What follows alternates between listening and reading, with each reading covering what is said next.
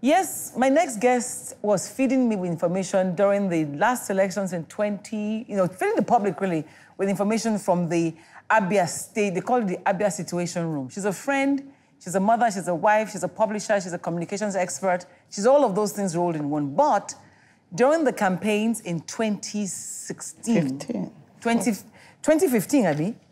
2015, right? During the campaign in 2015, she was on the Alex Oti team in Abga, running for governorship in Abia State.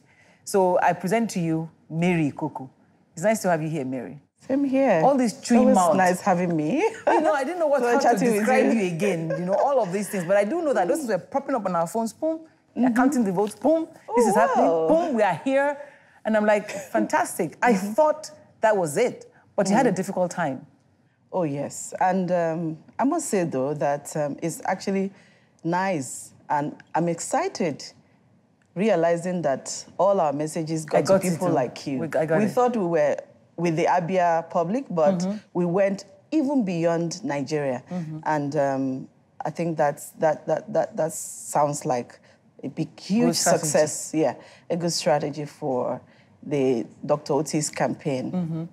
So, but, it's been proven that we don't know whether you won or you didn't win, but the court has said that's what it is. And you're living with that. Oh, yes, we definitely would have to align with the decision of the Apex Court. However, I believe that the people of that state do have certain sadness, certain pain, that it may take this same court to reverse the error that they made. But speaking as a law-abiding citizen of Nigeria, Dr. Oti and his team and everybody, of course... They've moved on. We've moved on. And we do hope that no other state in Nigeria should experience what the people of that state experienced. No, why I'm asking you, because you've not really talked about this since the elections. As I was meeting these young people, in fact, you were number 2 I met in deciding to do this show. And they were talking about politics and have you recovered, you've gone to take a break and I'm back and I don't know. But you were disappointed and sad that Nigerians couldn't see. Now, these are these 2 young people running for office. They could be disappointed. What is it about the process that could cause that kind of disappointment that you saw? You see, the process are not all fantastic. You will meet some opportunities, some gridlocks, some very crazy and nasty stuff out there. But what is important is your strategy.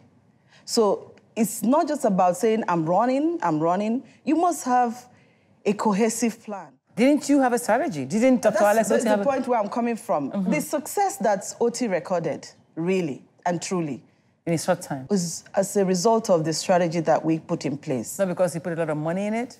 This guy has never run for any office in Nigeria before. He's never.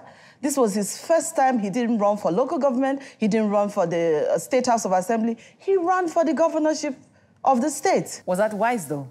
He was. Somebody of that caliber, he's run a bank for how many years? From First Bank to Diamond Bank, he turned around a bank that was dying. So that can also be a criteria. That was one of the things that gave people like myself and other professionals from the state the kick to jump in. By the time I jumped in, I saw, because before I came in, I was doing gap analysis, communication-wise, for him. I was working for the Bureau of Public Service Reforms, DFID-funded project for the federal government. And then there was a problem in my state, and I needed to help. So I said to him, I'll give you 5 days every week, every month, out of my work days. Now, when you work for DFID, you are on a daily rated pay. So if I take out 5 days of my work weeks, that's a lot of money. And this money is running to like good sums, and you're earning pounds. You're releasing some good pounds. So it shows how determined you were. Yeah, because of my state. Yeah, I got that involved. But it got to a point where the 5 days wasn't working. Now I had to go physically. I had to take myself to the state. Now, join the strategy team.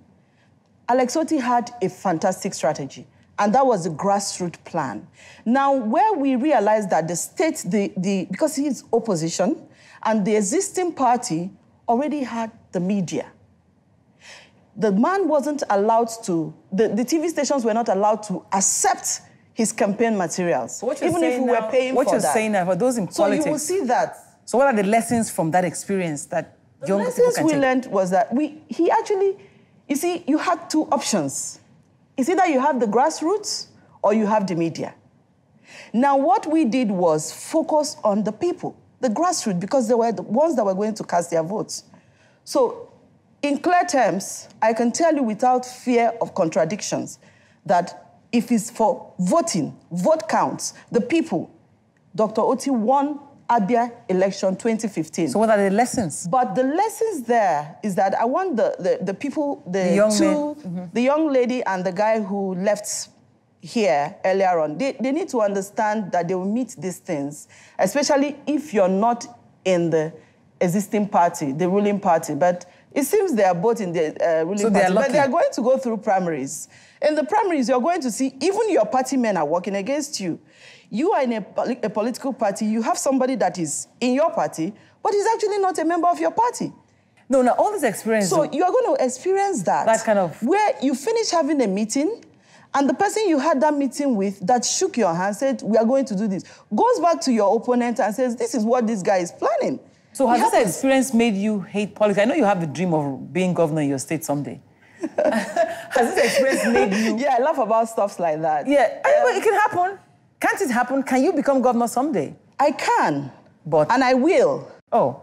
She said it here first, guys. You know, the trick is this. I will if the right things are put in place. And I'm happy that the National Assembly, the Senate, has decided to revisit the electronic voting.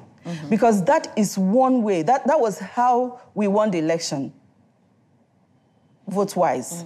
That was how it was Because won. you were counting votes? Because we were saying all votes must count, but the opposition was saying we will write the results.